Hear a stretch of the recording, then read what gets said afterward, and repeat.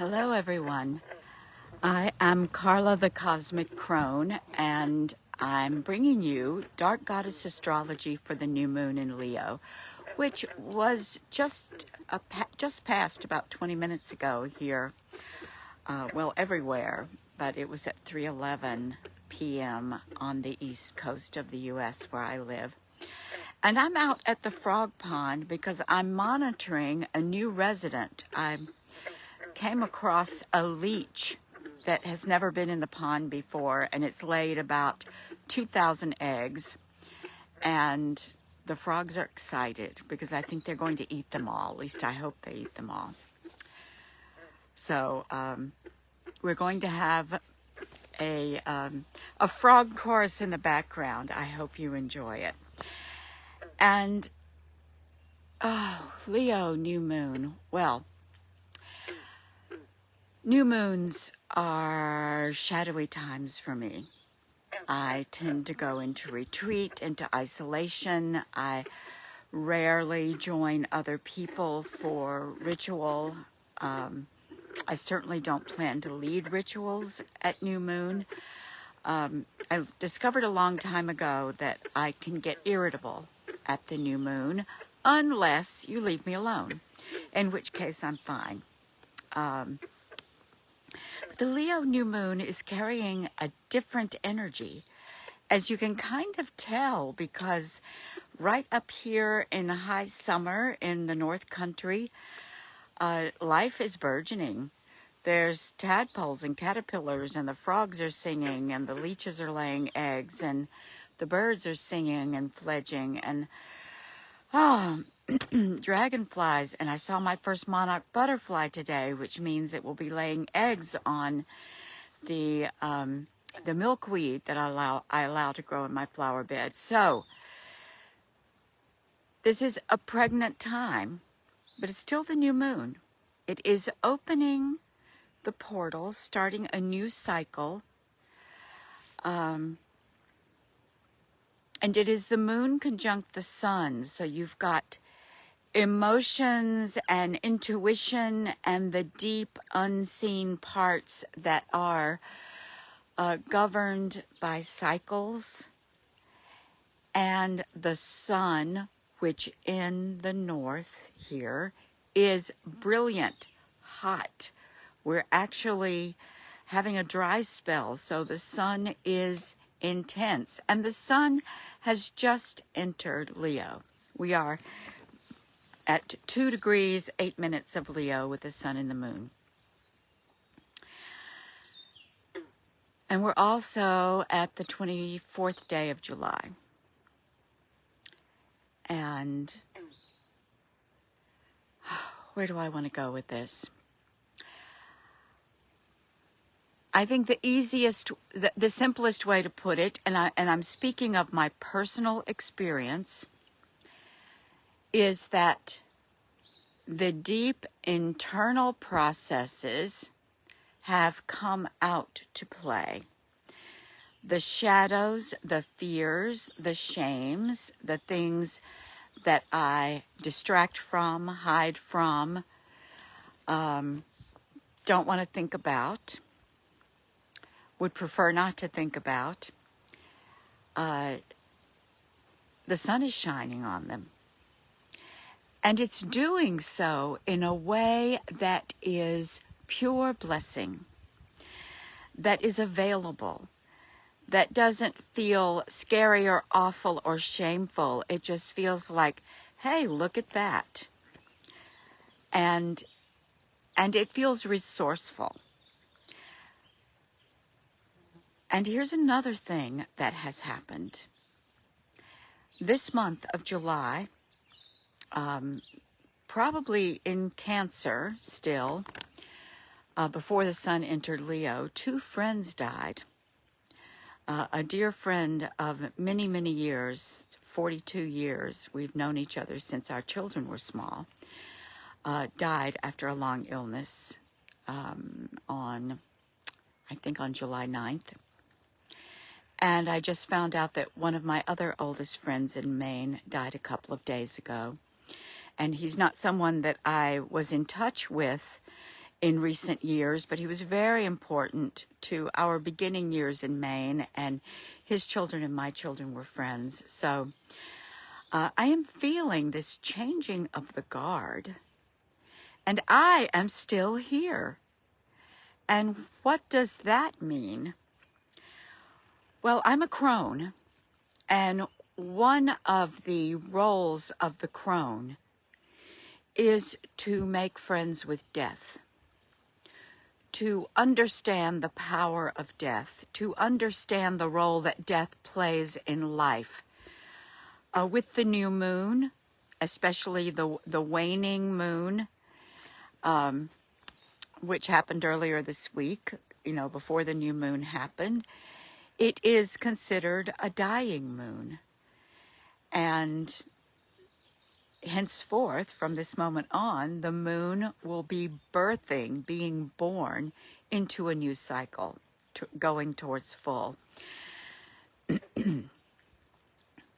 And so it's fitting to take note of the aspects this new moon in Leo is making. And the first, most obvious one is across the sky in the 2nd degree of Capricorn, Pluto.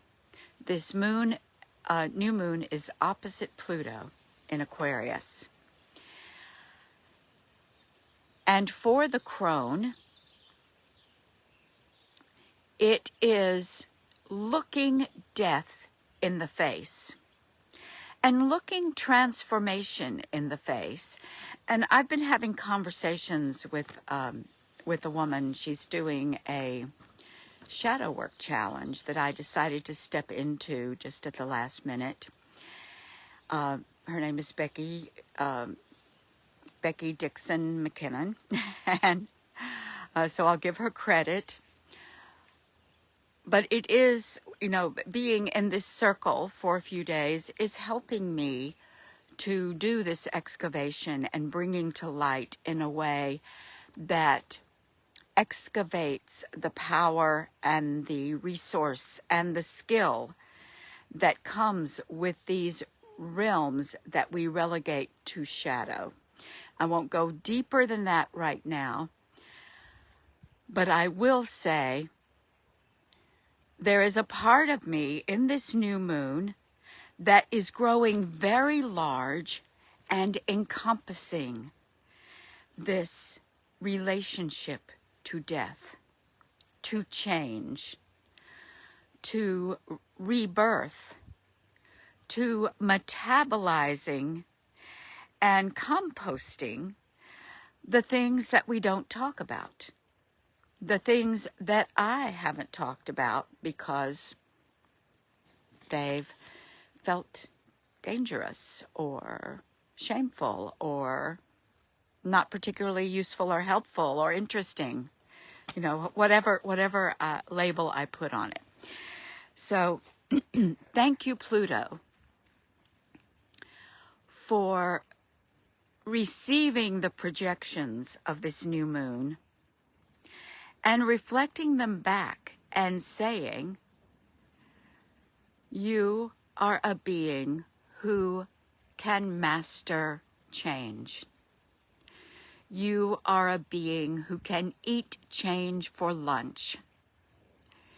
You are a being who can facilitate change in other people, hold space for their change.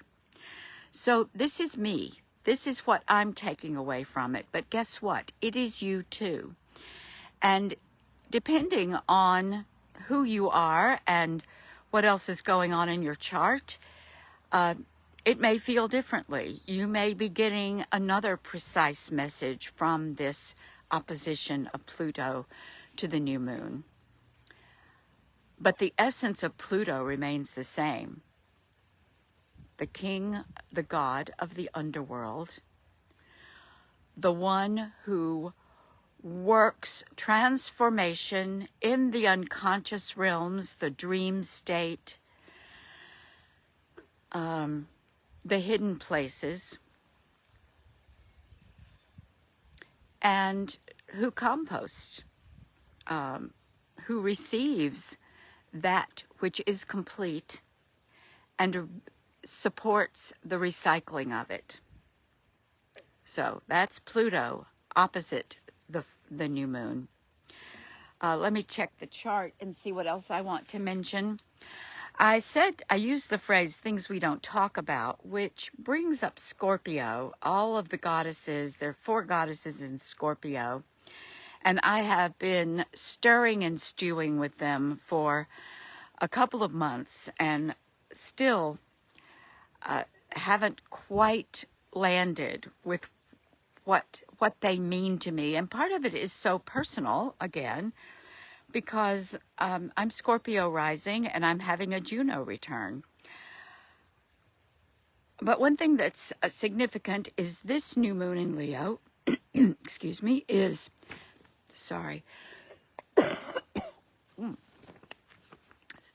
beg your pardon. This new moon in Leo is in a square to Hecate in Scorpio. Hecate stands, well, first off, she's known, okay, her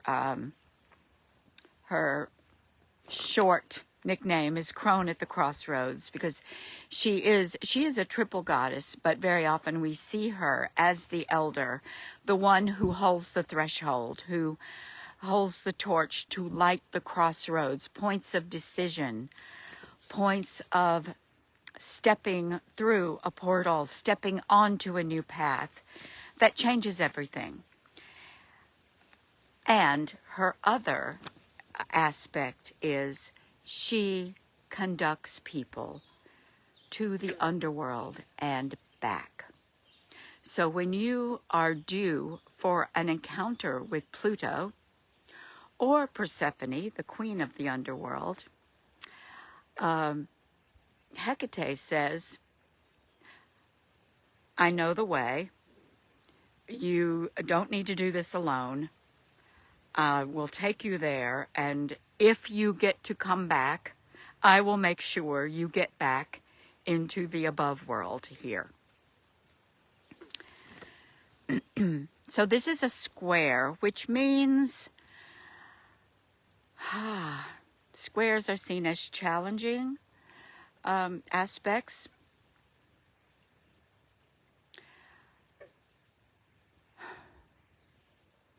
So what you may be facing is the need to make a decision, a need to declare a new path, a need to leave something behind that cannot come with you on the new path, and a reluctance to do it. Excuse me, there's pollen and stuff from these grasses, so it'll catch in my throat. So a reluctance to do it, a fear of who will I be if I leave that behind, or can I, am I ready, what will it take? I know this well because I am a person who, I'm not a terribly decisive person. I usually have to be forced into it, like it's time to jump off the cliff. There's no way out.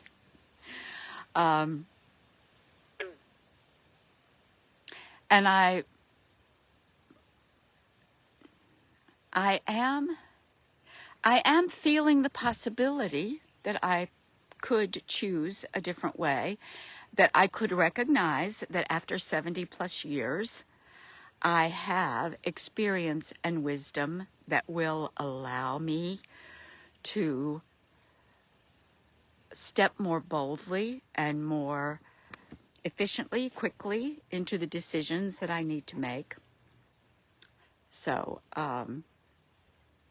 as the new moon, the moon especially, and the sun move off of this 2nd degree, they will cross. Hecate is at 4 degrees 00 Scorpio at the moment of the new moon. So the moon and the sun will still be making an aspect to her through the weekend, and then they'll move on. And you can move on too. And I can move on. Use this portal. A new moon is a portal. So, acknowledge the tension Also recognize that tension, a square, calls for action. If you need to shift that energy, you take action.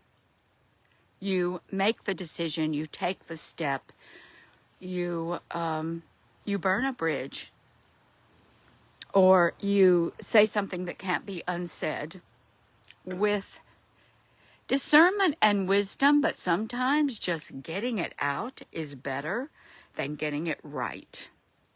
So this is available to you right now in this new moon. So let's see, what else have we got? Oh, speaking of the underworld, we have Psyche, Sedna, and Uranus communing with the new moon. They are in the first, second, and third degrees of Gemini. And Psyche follows a maiden initiation journey, maiden to woman to goddess. Sedna is woman to goddess through an intense descent and violence and abuse. And Uranus is electric.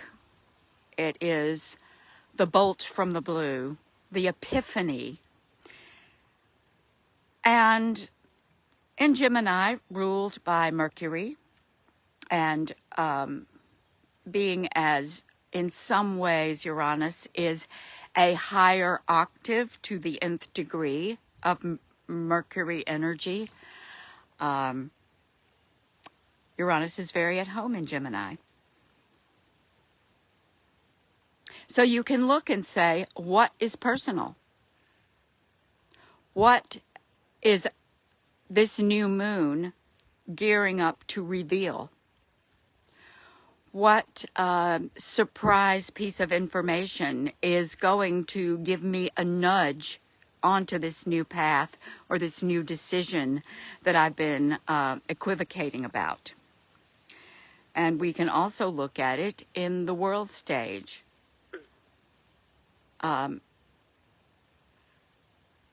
There's a whole lot of Psyche, Sedna, and Uranian energy just pent up, and try as the powers that be might to suppress it. It's a powder keg. Something's going to blow. So it's right here in the astrology. But what's more important is, how is this energy going to relate to you and your life? How can you use it to fulfill your mission? Oh, what a beautiful large frog that is. I'm happy to see the frogs. How can you use Uranus and Sedna, the deep, and Psyche, the one who just couldn't seem to get anything right, but still, through intuition and accepting the help that was offered her, she managed to triumph in her initiation journey. With those energies playing off this new moon, I would hope you have some support. Therapy, a coach, a healer, a mentor, a circle of friends, someone who can help you contain, make sense of, interpret what's coming your way. I'm really grateful that I do have that kind of support in my life. So the next thing is Saturn and Neptune. Well, whenever I see Saturn, I say it's time for ritual, because Saturn is the sacred container. Call in the elements and the directions, light the fire, create the circle, step into the center. And my friend Amanda Painter gave a beautiful new moon reading yesterday, which you can look her up, Amanda Painter, Painter, and listen to her live stream. But she talked about Neptune as the visionary and Saturn as the container. And so one of your resources in this moment is knowing you are held in the spiritual practice that is central to my life. We talk about being carried in the center, and women contain, we have within us the womb space, which carries us and carries all the things. And it carries our wisdom, which we can access. So we can drop into that womb space, that center, invoke the energy of Saturn, both as the container, the sacred space, the temenos, and as the matrix, the structure, the plan, the step-by-step that preserves you from overwhelm and allows you to discern and evaluate how things are going, what's working, what isn't, what do you need next, what's your next step. So this new moon is awakening to those energies. And something that's really interesting, I'm going to mention this because it could entice you to hit me up for a Dark Goddess Astrology session, because Pluto right now is transiting my natal Chiron Venus in Aquarius conjunction. And that is incredibly significant to how I work with the energies at this new moon. And I'm noticing it. And when I'm finished here, I'm going to do some serious listening to see what I might have missed.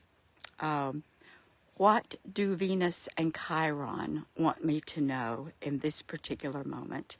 I've got my drum, I've got some water, I've got the frogs, and I am grateful to you, to nature, to life, to all of the beauty that I live with here on Wabanaki land in Maine. So grateful that I can be here in nature, which feeds me. I couldn't do without it. And thank you. Thank you for listening. Blessed new moon.